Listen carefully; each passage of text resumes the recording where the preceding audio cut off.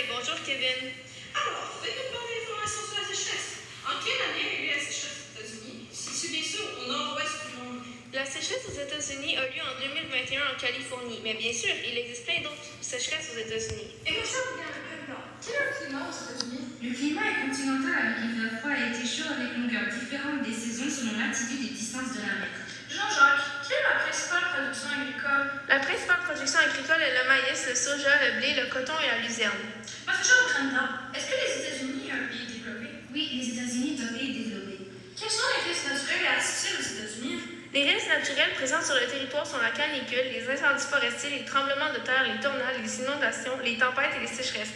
En ce qui concerne les risques artificiels, il s'agit de la surutilisation de pesticides et d'engrais, l'emploi de machineries lourdes qui compactent les sols et l'irrigation importante qui augmente le taux de sel dans les sols. Mademoiselle Brenda, quelles sont les conséquences de la sécheresse pour l'agriculture? Les sécheresses impactent fortement l'agriculture. Le manque d'eau dans les sols entraîne de lourdes conséquences sur les récoltes s'il n'est pas commencé par l'irrigation.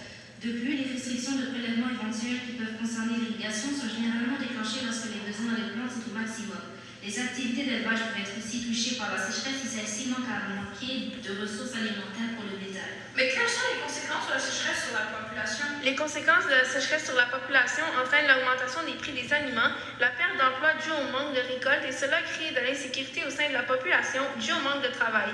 Il peut aussi y avoir du stress et des conflits, ce qui en résulte à des répercussions économiques. Alors, ma très chère femme, maintenant nous allons parler de la France. Alors, ma très chère Brenda, en quelle année a eu lieu la sécheresse en France, qui se situe bien sûr au nord-est du monde? En France, la sécheresse a eu lieu en 1997. Mais dans quel continent se trouve la France? La France se situe en Europe. Mais quel est le climat de la France? Le climat de la France est tempéré.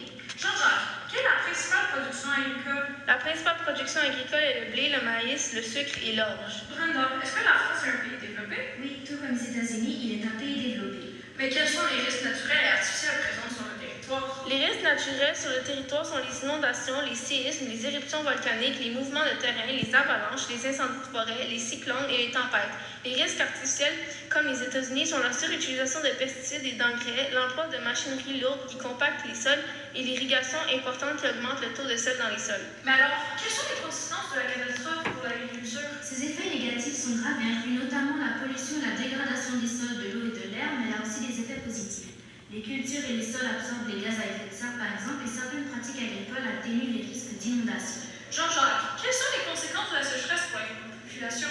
En cas de sécheresse, les populations les plus fragiles, donc les bébés, les enfants et les personnes âgées, risquent d'une déshydratation qui peut leur être fatale car ils n'ont pas le réflexe de boire pour compenser le manque d'eau dans leur organisme. La sécheresse augmente les migrations climatiques et des populations touchées et peut entraîner des conflits entre les peuples. Maintenant, Brenda, parlons du Chili. En quelle année a eu la sécheresse au Chili, qui se situe bien sûr au sud-ouest du monde? Au Chili, la sécheresse a eu lieu en 2019.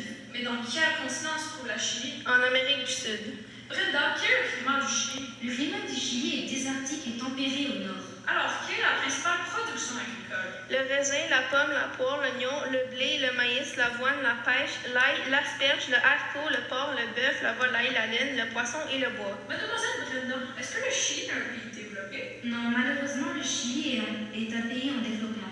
Mais quels sont les risques naturels et artificiels présents sur le territoire? Les risques naturels sont les séismes, les tsunamis, les inondations, les incendies, les éruptions volcaniques, les risques liés à la rupture des glaciers. Les risques artificiels sont la surexploitation des sols, le déboisement et le surpâturage.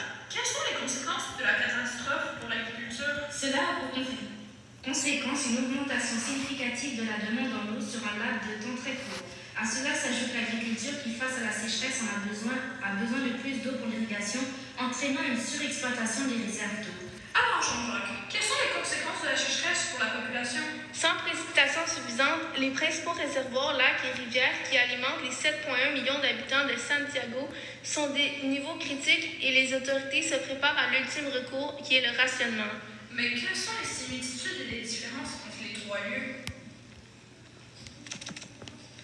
Les similitudes c'est que certains risques sont pareils, comme la sécheresse, les séismes, les inondations, etc., et que les trois lieux ont de la dégradation des sols. Les différences entre les trois lieux. Les trois lieux sont dans trois continents différents. Les États-Unis sont en Amérique du Nord, la France est en Europe et le Chili, c'est en Amérique du Sud.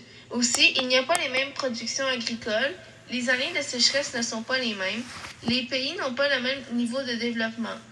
Les risques artificiels ne sont pas les mêmes et les 3 lieux n'ont pas la même sorte d'agriculture. En France et aux États-Unis, il y a une agriculture d'exportation et au Chili, c'est une agriculture de subsistance. Et dans les 3 lieux, il n'y a pas la même technologie. Merci pour ces explications passionnantes. C'est maintenant la fin de cette rubrique spéciale de la maladie. Au revoir. Au revoir!